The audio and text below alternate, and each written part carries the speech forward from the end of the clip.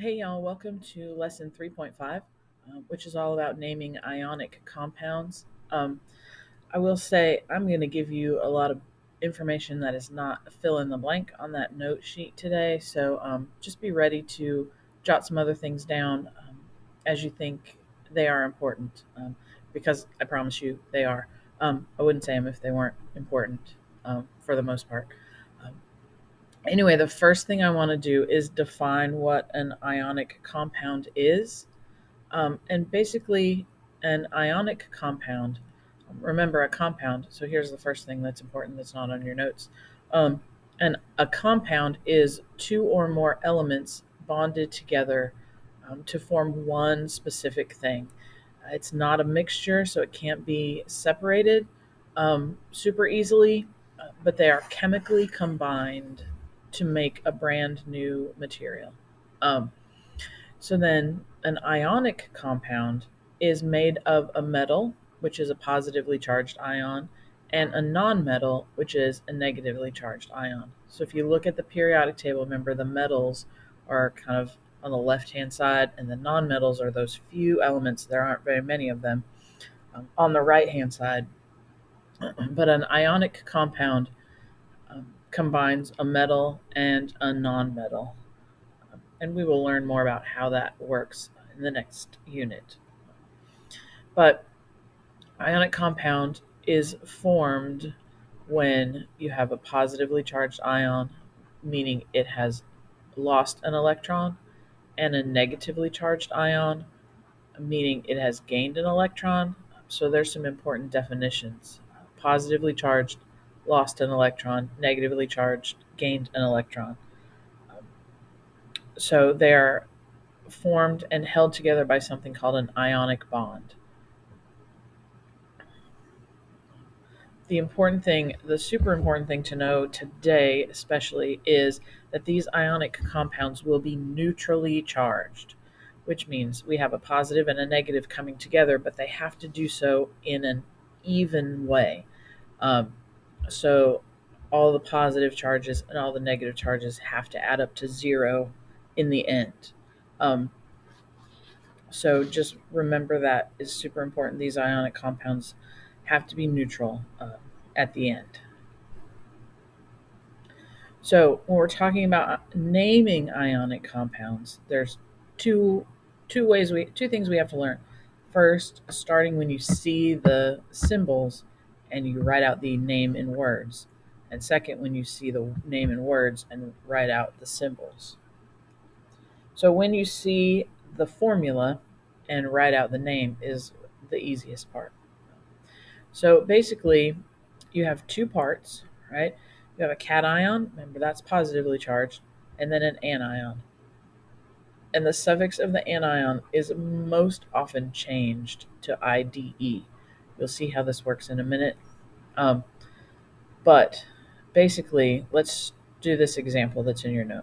We have Ca, that's the first part, that's the positively charged part, the cation, and then Cl is the anion.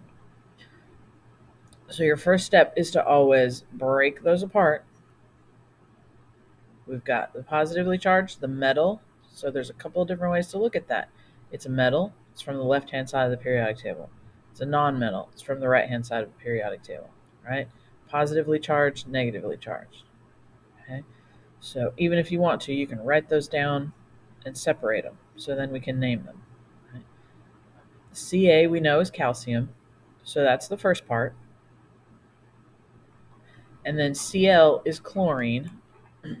But remember, we said we're going to change the ending of it to IDE. So when we name this, we end up with calcium chloride.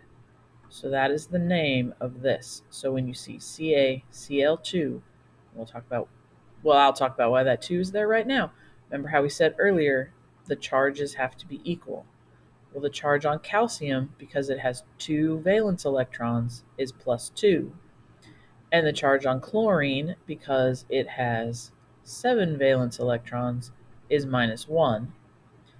So in order for those to be equal, +2 and -1, I need 2 of these to make that happen, right? And actually, I think I just previewed the next slide as I was talking. I was like, oh, that comes up in a minute. Anyway, here's another example. K2O. Remember, this 2 means there's 2 Ks, which is potassium. But K is potassium. Right? There's 2 of them because potassium has 1 valence electron, so it has a +1 charge. Oxygen has 6 valence electrons, so it has a -2 charge. And so -2, so I need 2 of this +1 charge to balance out the -2 charge. So we got potassium and oxygen, but we changed the ending. Potassium oxide. So if I said name this, you would say potassium oxide. All right, before we do go any further, flip over to the back of the notes. Hang on, I'm gonna get to that. There we go. So flip over to the back. Looks like this. We're going to talk about these positive and negative ions for a minute. Metal atoms form positive ions called cations. This is because they have a small number of valence electrons. Remember in lesson 3.3 we talked about valence electrons. Anything under 4, they tend to want to lose those electrons and become positively charged, right?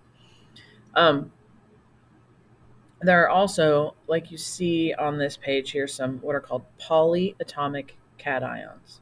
So define all the parts of this word. Poly means many, atomic, atom, and cation is that positive ion. So a polyatomic cation has many atoms and is positively charged.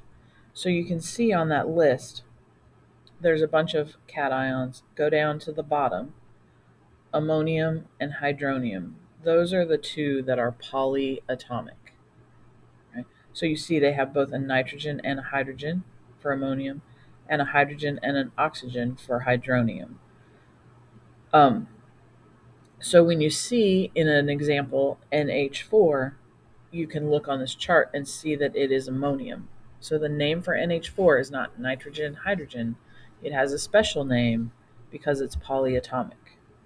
Okay, so this chart will be extremely helpful to you, and I will not make you memorize it. You can use it on quizzes and other things. But just remember that some of those are polyatomic. Also, when we talk about positive ions, some metals, especially those transition metals, can form different ions. So, example, iron. Sometimes iron loses 2 electrons, sometimes iron loses 3 electrons. It really just depends what it is coming in contact with. So you will have to be able to determine, is it a +2 or a +3? Did it lose 2 electrons or 3 electrons? And I will show you how to do that in a moment. But just be warned, there are a couple on here. Iron and copper are the 2 main ones.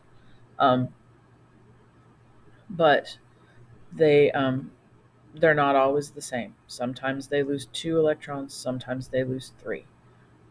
Again, it depends on the situation, and I will explain to you how to figure that out. Okay? So look at the right-hand side of this page. Negative ions. Negative ions are called anions, and just like with the cations, there are way more polyatomic anions. Again, define all this. Poly means many. Atomic means atoms. Anions is negatively charged. So we are talking about negatively charged things that have many atoms in them. So you can look down this list. I mean, there are bunches of them, right? Carbonate, bicarbonate, permanganate, chromate, cyanide. Anyway, there's a whole lot more polyatomic anions. Again, I'm never going to make you memorize them. You can always have this chart with you. But when you're naming something, like if I tell you to write the symbol for bicarbonate, you could just look on here and there it is. A couple of things in that naming tips column. Single atom negative ions use the ending IDE, just like we did with the calcium chloride and the potassium oxide, right? End those with IDE. polyatomic anions, which again, you will not have to memorize any of this. You'll always have your chart, for me at least. But the polyatomic anions with oxygen, they are going to end in either ITE or ATE. So if you see those endings, you know there's some oxygen in there. And they're named very specifically. So ITE means it has one less oxygen than ATE. So if you look at, where's a good, so nitrate and nitrite, about 2/3 down the page. Nitrate has 3 oxygens, nitrite has 2 oxygens, right? So ITE has 2, ATE has 3 in this example. Right under it is sulfate. Sulfate has 4 oxygens, sulfite has 3 oxygens.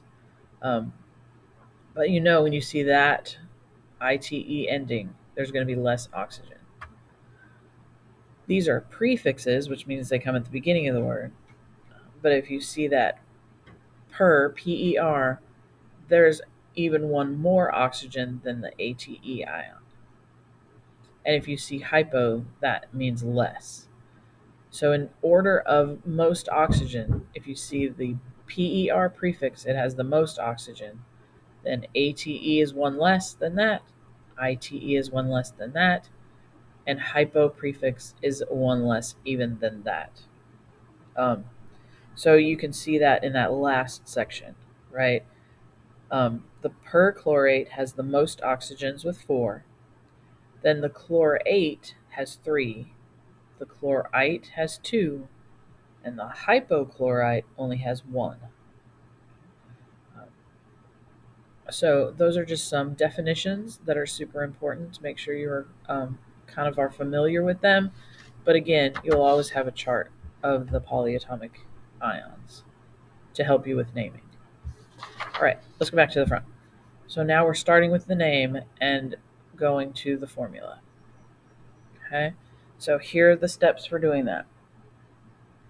First, write the individual ions you identify from the name. Make sure you include the charges. That is where the back of your sheet is going to come in handy. Also, you know from the valence electrons. Right? So valence electrons helps you identify the charge, or you can use the chart. This is super important. I would write it down. If an atom has 3 or less valence electrons, it will be a cation with a positive charge. That is equal to the number of valence electrons. Like I said before, sodium has 1 valence electron, has a +1 charge. Magnesium has 2 valence electrons, +2 charge, because it wants to lose those electrons when it doesn't have very many. If an atom has 6 or more valence electrons, it's going to have a negative charge, equal to the amount of electrons it needs to get to that full octet. So chlorine has 7 valence electrons, so it would have a -1 charge. Oxygen has 6, it would have a -2 charge, because 6 to get to 8, it needs 2 extra electrons. So those 2 extra electrons give it a -2 charge. And as with any rules, there are some exceptions, and those are those metal. Where am I? Those metals in the middle that we've already talked about. All right, so let's do this. Potassium sulfate. I think that's the example here in your notes. So your first step is to break apart the ions. Potassium, that's the first word, it's K. It has 1 valence electron, so it's going to have a +1 charge. Sulfate is one of those odd ones. It's on the back of your paper. You look it up, SO4 with a -2 charge. So 1 sulfur, 4 oxygens, -2 charge. So once we've identified both of the ions, the next thing we need to do is make sure that they are balanced. This is a -2, this is a +1. So that means when I write the formula, I am going to have to use 2 potassiums to combine with the 1 sulfate. So I have 2 potassiums make the charges neutral, and then 1 sulfate, SO4.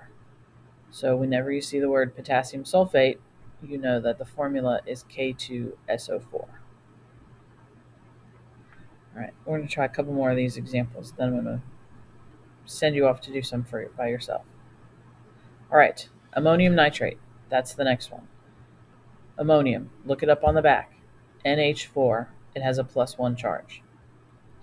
Nitrate, again, look it up on the back. NO3 minus. So we have a +1 and a -1. So we don't need to do anything else to make that neutral except for write it down. Cation always goes first, NH4, and then NO3. Together with no spaces, you don't write the charges anymore. This is just one chemical formula for ammonium nitrate. Let's see, what's the next one? All right, so here is kind of a different one. Remember I said iron was one of those that sometimes has a +2 charge, sometimes has a +3 charge.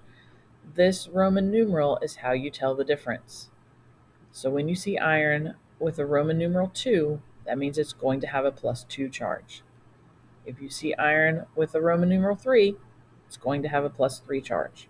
That is how you figure that out. Just look at the Roman numeral. If there's not one, then it's just whatever is on the chart. The Roman numeral only goes for those few things that can have different charges. Okay? Don't write it for everything, just for these few. So we break apart our ions. First, iron, Fe. Why do I know it has a 2+ charge? Because of that Roman numeral 2, 2+ charge. Sulfate, I looked on the back of my notes, SO4 with a -2 charge. +2, -2, those cancel out, they balance out to neutral, so I just write the Fe and the SO4. Don't write the charges, don't put a space, don't just write the formula, because when they're bonded together, it's neutral, right? So you don't need the charges. Iron, sulfate, FeSO4. All right, one more, and then I'm going to send you off to do your own. So this time we have nickel hydroxide. Nickel, we looked on the chart, has a +2 charge. Hydroxide, we looked on the chart, is OH minus. So nickel hydroxide, we have 2 positives, 1 negative. So in order for it to neutral out, I need to have 2 of these hydroxides. But I can't just write a 2 at the end, because that would just mean there's 2 hydrogens. I have to group the O and the H, the oxygen and the hydrogen, together. So I wrote down my nickel, and then to show that there are 2 of this whole thing, I need to put them in parentheses and then put my subscript 2. So this is nickel hydroxide. There are 2 hydroxides because there's a +2 charge on the nickel. So that is how that works. All right, there's 3 more examples on your notes. Do them, bring them to me to check them, and I will make sure that you're on the right path. And then I will give you the code to move on to the next section. Okay, so I have to see your 3 examples before you can move on. So bring them to me. Let me see that you've got the gist of how this works. And then I'll let you move on to the next section.